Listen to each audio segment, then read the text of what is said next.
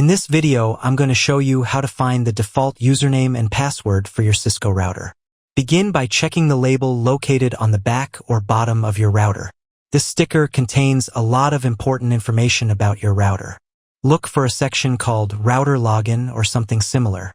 By default, both the username and password are set to admin. You'll need to input this login information on the router's login page. If you can't locate the login information on the label, try entering admin for both the username and password. Occasionally, the login details may not work. In this case, you must reset the router to the factory settings. For a complete guide on how to reset your Cisco to its factory settings, be sure to check out my other video, and then try to enter again. It will definitely help you. After resetting the router to its factory settings, you'll need to set it up again. Check the video description for a tutorial on how to do that. If you found this video useful, please give it a like and drop a comment.